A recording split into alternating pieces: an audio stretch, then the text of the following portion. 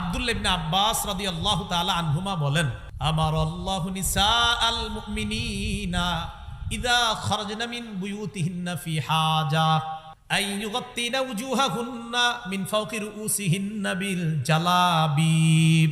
আব্দুল্লাহ ইবনে আব্বাস বলেন, নারীরা, বলেন আমার সাথে, নারীরা যখন প্রয়োজনে ঘরের বাহিরে যাবে তখন তারা মাথার উপর থেকে আলাদা চাদর দিয়ে, আলাদা ওড়না দিয়ে, আলাদা কাপড় দিয়ে তাদের নিজেদের মুখ ঢেকে তারপর বের হবে। আব্দুল্লাহ ইবনে আব্বাস বলেন, আল্লাহ মুমিনদের নারীদেরকে বলেছেন আইয়ুগাত্তিনা, তারা যেন ঢাকে, উজুহাহুন্না, তাদের চেহারা, মিন ফাওকি রুউসিহিন্না, মাথার উপর থেকে, বিল জালাবিব, পর্দা দিয়ে ঢাকে। তো আর কেমনে বুঝবেন মুখ যে ঢাকতে হবে?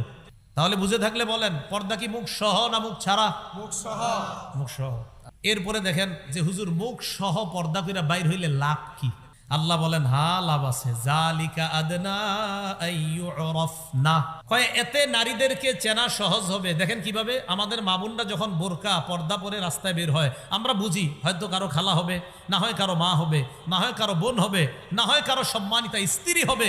আল্লাহ কয় যখন চেনা যাবে সে একজন সম্মানিতা নারী, ফালা ইউযাইনা, তখন তারে আর টিজ করা হবে না, উত্তক্ত করা হবে না। করা হবে না। মানব বন্ধন করছেন যে ইফ টিজিং বন্ধ করুন। ইফ মানে বুঝেন, আপনি যে লেখছেন ইফ, শুধু একটু লেখেন, টিজ বন্ধ করুন, ইফটা লেখেন না। ইফটা লেখার আগে একটু বুঝে শুনে লেখেন।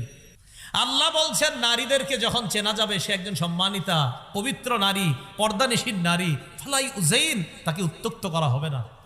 আল্লাহ আমার কথাগুলা বুঝার তৌফিক দান করেন।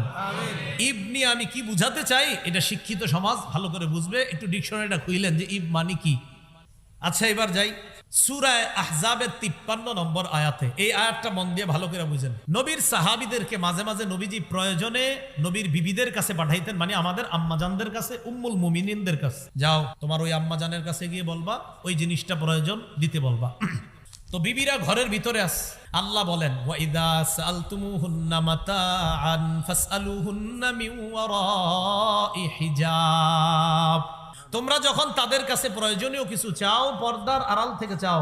এখন আপনাদের দৃষ্টিতে কি পর্দা এটা যে আম্মাজানরা ভিতরে আছে আর মাথাটা এমনি বের করে রাখছে? আল্লাহ বলছেন সাহাবায়ে কেরামদেরকে, তোমরা যখন কিছু চাও পর্দার আড়াল থেকে চাও। তার মানে কি আম্মাজানরা পর্দার ভিতরে, শরীরটা আর মুখটা বাহিরে? তো কেন এই সহজ বিষয়টা কেন বুঝেন না? যখন প্রয়োজনীয় কিছু চাও ফাসআলুহুন্না, চাও তাদের থেকে, মিন ওয়ারাই হিজাব, পর্দার আড়াল থেকে চাও। আল্লাহ কয় এতে কি হবে যদি পর্দার এপাশ থেকে চাও? জালিকুম আতহারু লিকুলুবিকুম ওয়া কুলুব